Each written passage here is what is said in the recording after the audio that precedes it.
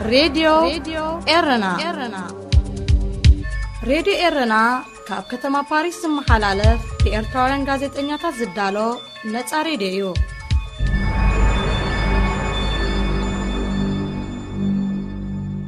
سلام كبرى سمعتي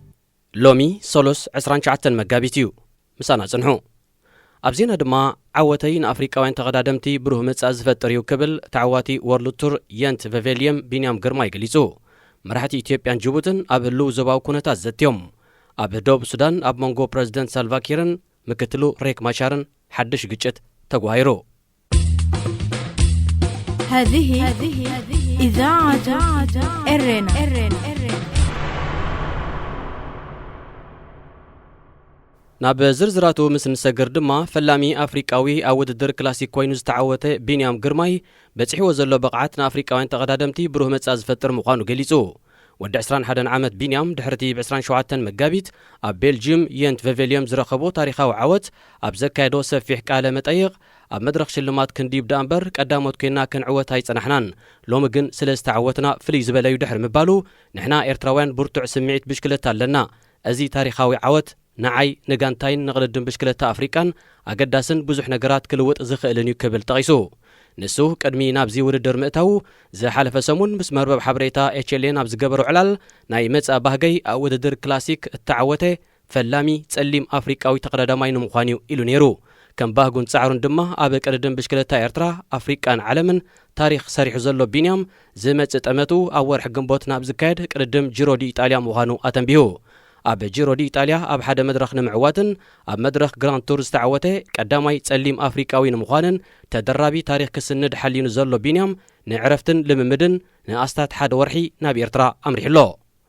كابراس سمعتنا نايلومي مدب سبورت أب تاريخاو عوت بينيام قرماين معكنا زين عالم زهبو زلوا شفنن كتكوريو كتكتاتلو أقدمنا نزغ آخركم بريزيدنت جيبوتي اسماعيل عمر قال له اب اثيوبيا ناي كلته معلتات ناي سراح مبصح كايدو ات بريزيدنت ب 27 مقابيت ناب اديس اباب زاتولو مس قدماي منيستر ابي احمد اب هلو كونتات اثيوبيان زوبا قرن افريكان كمز تميايته منيستر غدات وصا هاغرو فليطو نزحله في 18 ورح اب كينات تግራይ تشيما تركب اثيوبيا قطيمو زلو قطبا ودوتات نتا لعل 900 ناي ودب اغلغلوتات اتهبا جيبوتون صليوا كم زلو يزتقس جيبوتي كينات اثيوبيا ببوليتيكاو زته كفتح كاب صواع غربا بتي هاغراتيا اتاغر حلتات تግራይን መንግስቲ ኢትዮጵያን ናብዘተን ምቀራቦም ሕብረት አፍሪካን ዝወሰዶ ተበግሶ ምድጋፍ ነቲ መስርሕ ተሳለጥ በኦልሶጉን ኦብሳንጆ ናብ ትምራሕ ጉጅለ ጽንበር ዲፕሎማስኛ ምምዳባውን ይዝከር ኣብ ገማግም ባሕራ ወተሃደራዊ ማዕስከራት ሓያሎ ሃገራት አንጊዳ ትርከብ ጅቡቲ ናብ ክልል ትግራይ ንዛኣቱ ሰብኣዊ ሓገዛት ከም ቀንዲ መተሓላለፊት ኣፍ ደገ ወይ ድማ ኮሪደር ኮይና ከተገልግልውን ሕብራት ሃገራትን ካልኦት መሻርክትን ጠመተ ገይሮም ላለው ኣብ ሰንኮፍ ዝርከብ ስምዕ ሰላም ዶብ ሱዳን ከይፈርስን እቲ ሃገር ናብ ዳግማይ ሙሉእ ግጭት ከይትሽመምን ምክትል ፕሬዝደንትን መርሒ ተቃውምቲ ቀቢላን ወይርን ሬክ ማቻር አጠንቂቑ ሬክ ማቻር ነዘጠንቀቐ ብፕሬዝደንት ሚያርዲስ ሳልቫኪር ዝእዘዙ ወተሃደራት መንግስቲ ኣብ ልዕሊ ሓይልታቱ መጥቃዕቲ ከም ዝፈጸሙ ብምኽሳስ እዩ እቲ መጥቃዕቲ ነቲ ኣብ 2018 ዝተኸተመ ስምምዕ ዝጥሕስዩ ዝበለ ሬክ ማቻር ሸምገልቲ ኣካላት ነቲ ጉዳይ ብህፁፅ ከጻሪዎ ሓቲቱ ምስ ፕሬዝደንት ሳልቫኪር ብዝተበፅሐ ስምምዕ ምክትል ፕሬዝደንት ኮይኑ ዘገልግል ዘሎ ሬክ ማቻር ናብቲ ከም ሸምጋሊ ኣካል ኮይኑ ዝተዋስአ ዞባዊ ውድብ ኢጋድ ኣብ ጽሓፎ ደብዳቤ ጸጥታዊ ኩነታት ደቡብ ሱዳን ካብዚ ቀረባ ዋርሓት ሒዙ ኣብ ኣዝዩ ተኣፋፍ መድረኽ ከም ዝርከብ ኣስሚሩሉ ደቡብ ሱዳን ናብ ሙሉእ ግጭት ከይተሸመት እንከላ ኢጋድ ቅልጡፍ ምትእታው ክገብር ድማ ተላብዩ ኣብ ከባቢ ጁባ ሰራዊት መንግስቲ ተኣኻኸብ ከም ዘሎ ዝሓበረ ኣፈኛ ማቻር ፖክ ቡስ ወገኑ ዕላማት ምትእኻብ ንጹር ከም ዘይኮነ ኣመልኪቱ ኣብ ዝሓለፈ ወርሒ ኣብ መንጎ ሓይልታት ማቻርን ብፕሬዝደንት ኪር ዝምርሑ ሰራዊት መንግስትን ኣብ ዞባታት ላዕላይ ኒልን ዩኒትን ግጭታት ከም ዝተኻየደ ክሕበር ጸኒሑ ካብ ሱዳን ተፈልያ ኣብ 2011 ናጽነታ ዝኣወጀት ደቡብ ሱዳን ነዚ ዝሓለፈ 11 ዓመታት ካብ ግጭትን ስጋት ግጭትን ኣዕሪፋ ኣይትፈልጥን መብዛሕትኡ ግጭታት ኣብ መንጎቶም ብፕሬዝደንት ኪር ዝምርሑ ቀቢላ ዲንካን ብሬክ ማቻር ዝእዘዙ ቀቢላን ወይርን እኳ እንተኾነ ኣብ መንጎ ካልኦት ናእሽቱ ቀቢላታትን ተመሳሳሊ ረጽመታት ይረአዩ ኣብ ደቡብ ሱዳን ዘሎ ግጭታት ቀቢላዊ ምዃኑ ዝግለጽ እኳ እንተኾነ ሓደ ወገን ስልጣን ክብሕት ምድላይ ዘይበቆም ሕደራን ብልሽውናን ካብ ኣውራ ጠንቅታቱ ምዃኑ ተንተንቲ ይሰማምዑ كبرا سمعتنا زينا تزازيملو سمناو مدب سبورت اب عوت ايرتراويان تقدادمت بشكلتا اتوكيرلو مسانا كتصنحو دقيمنا نعدمكم.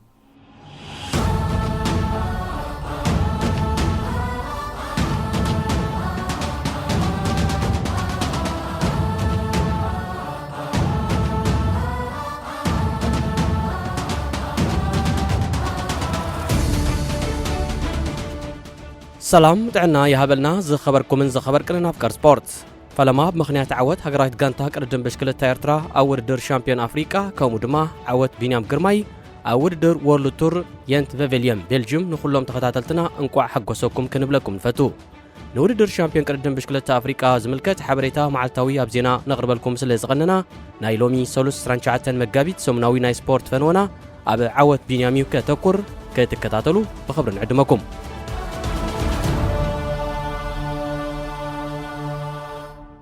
بسري حيال نفاسن عقبن قلقلن زتقالله كمون بكوب الأمان زتهنصي أمنا أشجاري زخونه منقدون ذا ويند كلاسيك بزبل كلاي مصوعي زفلت اب بلجيوم زكايد ودر كلاسيك يند فيفيليام ب1934 جميرو ازي ودر زي اكل نايتي موداتا ورح مغابيتن فلما ورح ميازيان زسلاسل حموشته ودرات كلاسيك زحقوفه سومناوي قردم بشكلتا فلميشيو ذا ويند كلاسيك از يو نو وحنا صقامن بمقانو زبزح غيزه كابتوم نتقدم جمرو العلي 170 تقدادمتي اتوم فرقي الاش إلوم يوم زقارصو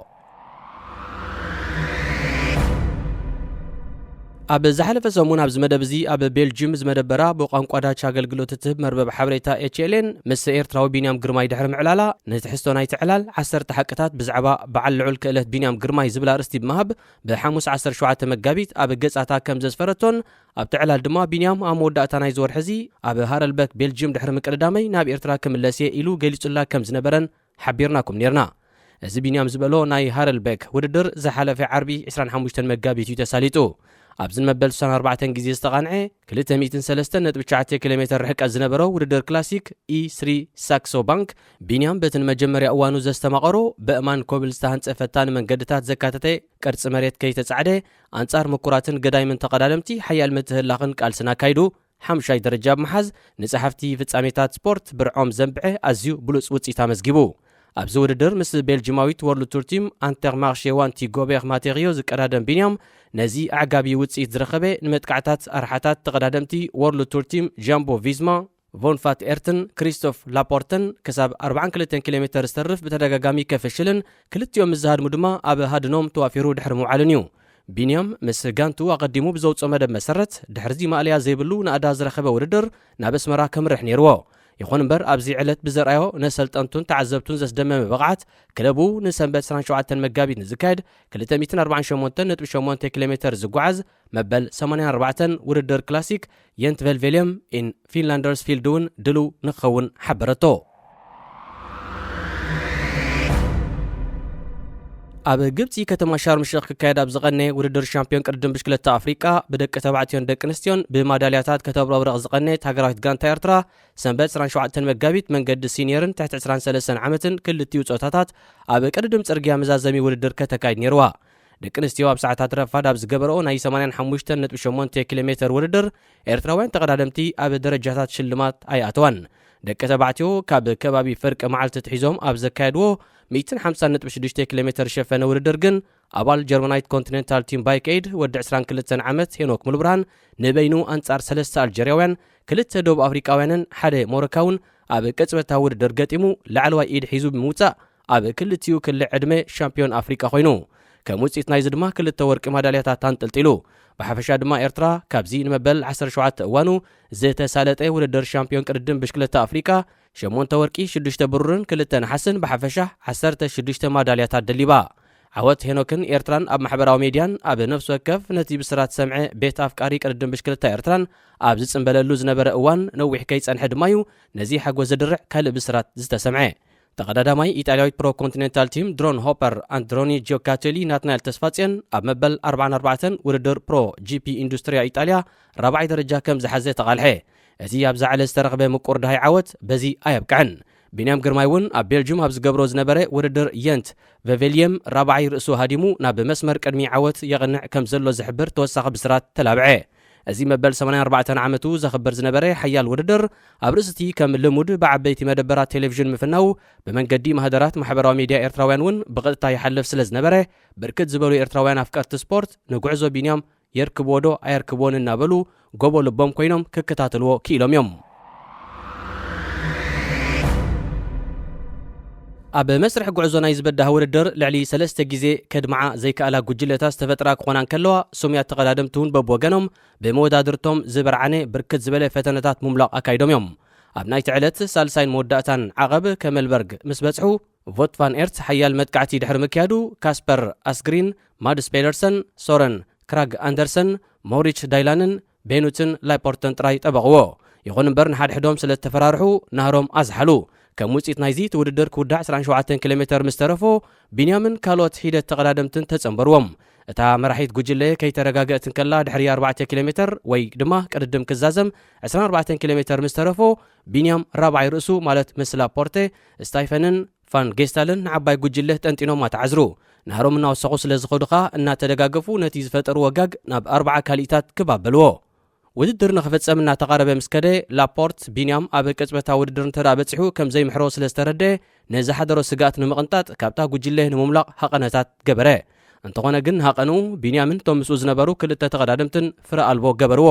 ኣብ ከም ዝህመት እታ ብድሕሪት ዝነበረት ዓባይ ጉጅለ ነቲ ዝነበረ ፍልልይ ካብ 40 ናብ 20 ካልኢታት ገጻ ለጠቕ ስለ ዘበለቶ ልቢ ነቲ ቅድድም ዝከታተሉ ዝነበሩ ደገፍቲ ዲግዲግ እናበላ ተሸበራ። ከምዘይ ብጻሕ የለን ቢንያምን መቐናቕንቱን እናተሓላለዉ ናብ ጻዕዳ ሕንጻጽ ተቓረቡ። ብመታዓቢቱን ናይ ቀረባ ዕርኽቱን ጠቃር ብዝብል ቅጽል ስም ዝፍለጥ ቢንያም ብድሕሪ 3 ኮይኑ ኩነታቶም ክከታተል ድሕሪ ምጽናሕ 250 ሜትሮ ምስ ተረፎ ባዕሉ ተበግሶ ወሲዱ ብድሕሪኦም መጺኡ ሓሊፍዎም ተሓንበበ። ቅድሚ 2 መዓልትታት ምስ ወዲ ጋንቱ ቮት ቫን ኤርት ኮይኑ ንቢንያም ቆሪጽዎ ድሕሪ ምኻዱ ካልኣይ ደረጃ ዝሓዘ ክሪስቶፍ ላፖርቴ ኣርኪቡ ንኽሓልፎ ተመጣጠረ። እንተኾነ ግን ናህሪ ናይዚ 7 ግዜ ኣብ ውድድር ግራንድ ቱር ዝተሰለፈን 22 ግዜ ድማ ኣብ ዝተፈላለየ ውድድራት ናይ መድረኽ ዓወታት ዝተጎናጸፈን ፈረንሳዊ ተቐዳዳማይ ምስ ናህሪ ቢንያም ዝዳረግ ኣይነበረን። እቲ ኣብ ናይ ዝሓለፈ ሰሙን መደብና ከም ዝገለጽናዮ ምስ መርበብ ሓበሬታ ኤችኤልን ኣብ ዝገበሮ ዕላል ናይ መጻእ ባህገይ ኣብ ውድድር ክላሲክ እንተተዓዊተ ፈላሚ ጸሊም ኣፍሪቃዊ ተቐዳዳማይ ንምዃኑ ክብል ቃሉ ሂቡ ዝነበረ ወዲ 21 ዓመት ቢንያም ግርማይ ሃይሉ ቀዲሙ ንጻዕዳ ሕንጻጽ ሽኳ ብመንኰርኰር ብሽክለቱ ብምርጋጽ ጎብለል ናይቲ ኣስታት 5 ሰዓታትን 40 ደቓይቕን ዝወሰደ ቅድድም ኮይኑ ጋማ ዓወት ኣሲሩ። እቲ ብቢንያም ሕኒኡ ዝተኸፍለ ላፖርተ ድማ ደጊሙ ካልኣይ ዳወፀ። እዚ ኣብ ውድድር ወርልድ ቱር ዝተደለበ ዓወት ቀድሚ ሕጂ ብቢንያም ይኹን ብኻልእ ዝኾነ ይኹን ኤርትራዊ ኣይተስተማቐረን። ቀድሚ ቢንያም ብደረጃ ወርልድ ቱር ኣብ ዝካየድ ውድድር ክላሲክ ዝነገሰ ዝኾነ ይኹን ኣፍሪቃ እውን የለን።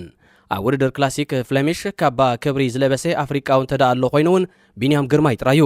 ብማውንቴን ባይክ ጉዕዞ ውድድር ብሽክለታ ጀመረን። ኣብ ውድድር ሻምፒዮን ኣፍሪቃ ጁኒየር 2018 ፈላሚ ኣህጉራዊ ዓወቱ ድሕሪ ምርካቡ ብተደጋጋሚ ኣብ ፖድዮም ክዲብ ጸንሐን ቢንያም በዚ ናይ ቀድሚት ማለት ሰንበት ዘይርሳዕ ፍጻሜ ኣብ ታሪኽ ቅድድም ብሽክለታ ኤርትራ ኣፍሪቃን ዓለምን ንዘመናት እናተሰጋገረ ዝነብር ዘይዕምልን ዘይሃስስን ታሪኽ ክውረቕ ክኢሉ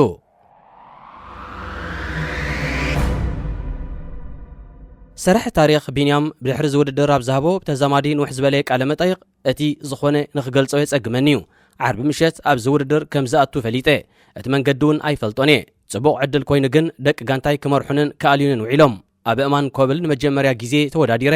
መጀመርያ ምቾት ኣይተሰማዕን ነይሩ። ጸኒሑ ግን ነቲ መንገዲ እናፈተኽዎ ኸይደ።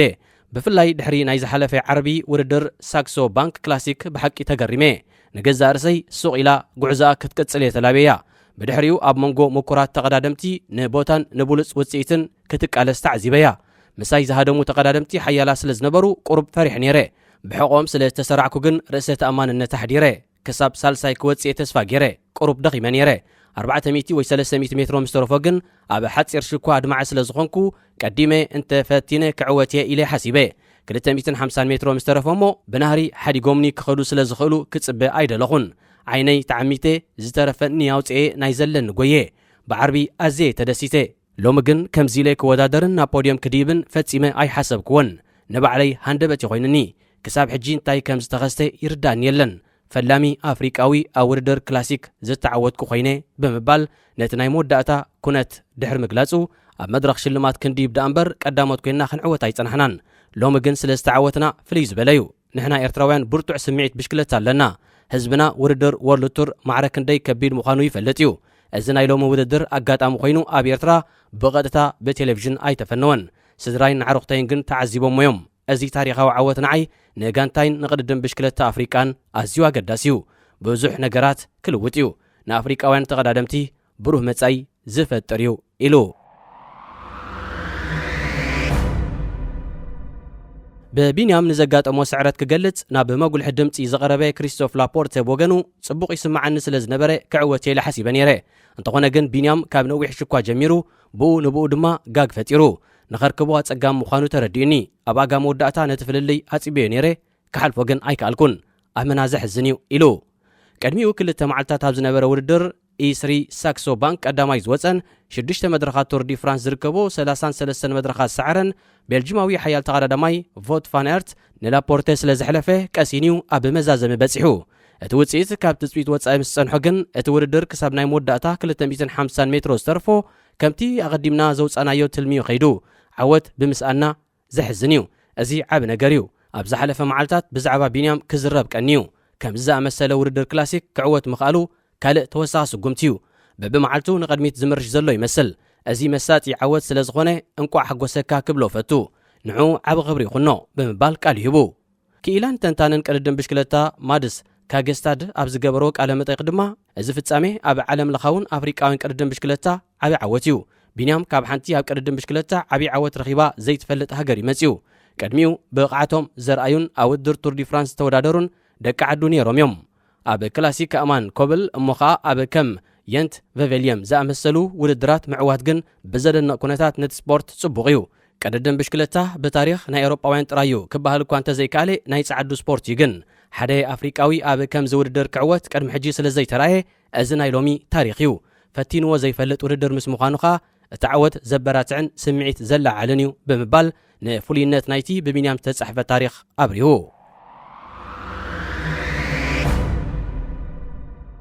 ኣብ ውድድር ክላሲክ ብዙሕ ግዜ ኣብ ፖድየም ክትሓኩር ዘይትረአ ክለብ አንተርማርሼ ዋንቲ ጎቤር ኣብ 2016 ዓ.ም ኣብዚ ቢንያም ዝተዓወተሉ ቦታ የንት ቬቬልየም ብሞተር ሳይክል ተገጪኡ ህይወቱ ንሳኣነ ቤልጂማዊ ተቐዳዳማያ አንቶኒ ዴሞቴ ከሲራቶ ነይራ ሕጂ ልክዕ ድሕሪ 6 ዓመታት ኣብ ተመሳሳሊ ቦታ ነዚ ሓዘና ዝድብስ ዓወት ካብ ቢንያም ረኺባ ነዚ ንምግላጽ ድማ ድሕርቲ ውድድር ኣብ ማህደር ማሕበራዊ ሚድያ እንታይ ዝበለ ህያብ እዩ ንአንቶኒ ዴሞቴ ንኤርትራን ንብሽክለታ ኣፍሪቃን ቢንያም ኣንበሳ ነዚ ውድድር ጥራይ ዘይኮነ ንልቢ ኣብ መላእ ዓለም ዝርከቡ ብዙሓት ሰባት እውን ተዓዊት እዩ ብምባል ኣስፊራ ቢንያም ኣብ ውድድር E3 ሳክሶ ባንክ ብዘንፀባረቑ ኣስደማሚ ብቕዓት ዝዛረ ናእዳ ቀለሙ ኸይሃፈፈ ድሕሪ 2 መዓልትታት እቲ ናይ የንት ቬቬልየም ቤልጅየም ዓወት ብምስዓቡ ብመራኸቢ ብዙሃንን ቤተሰብ ኣፍቀርቲ ቅድድም ብሽክለታን ዝተዋህቦ ሰፊሕ ሸፈነን ረዚንን ኣድናቖት ኣብዚ ውሱን ናይ ፈነወ ግዜ ተዘርዚሩ ዝውዳእ ኣይኮነን ገለ ካብኡ ግን ክንጠቅስ ኢና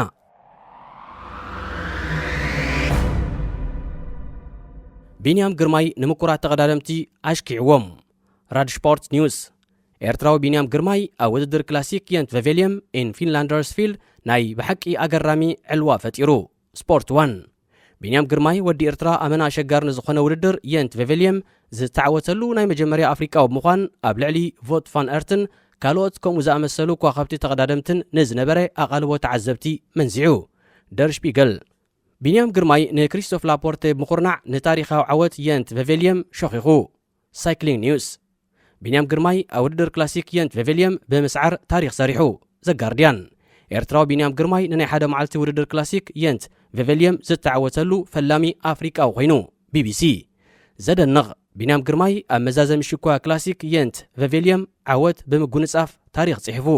ኤሮስፖርት ጀርመን ቢንያም ግርማይ ኣብ የንት ቬቬልየም ድሕሪ ምስዓሩ ኣብ ውድድር ወርልድ ቱር እተዓወተ ናይ መጀመርያ ኤርትራዊ ኮይኑ ፍራንስ 24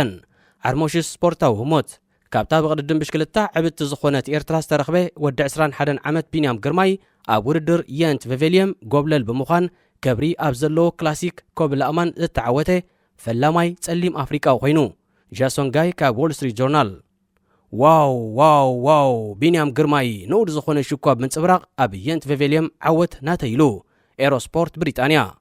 ኤርትራዊ ፕሮፌሽናል ተቐዳዳማይ ቢንያም ግርማይ ኣብ ክላሲክ ፍሌሚሽ የንት ቬቬልየም ኣገራሚ ዓወት ኣመዝጊቡ ራን እታ ንዘለኣለም እንዝክራ ዕለት ክለቡ አንተርማርሼ ቢንያም ግርማይ ንመወዳደርቱ በሊጹ ኣብ የንት ቬቬልየም ተዓዊቱ ኣሶሺየትድ ፕረስ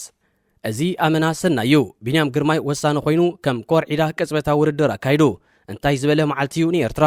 ሄኖክ ሻምፒዮን ውድድር ጽርግያ ኣፍሪካ ኮይኑ ሓደ ሰዓት ጸኒሑ ድማ ቢንያም ግርማይ ንክላሲክ ጽድያ ቅያዊ ብዝኾነ ቀዲ ዝተዓወተሉ ናይ መጀመርያ ጸሊም ኣፍሪካዊ ኮይኑ ኣፍሪካን ሬሲንግ ሳይክሊንግ ንኤርትራውያን ጥራይ ዘይኮነ ኣብ ሙሉእ ኣፍሪቃ ንዘሎ ዕቑር ዓቕሚ ተቐዳደምቲ እውን ከም ኣነቓቕሒ ክረአ ይኽእል እዩ ሳይክሊንግ ዊክሊ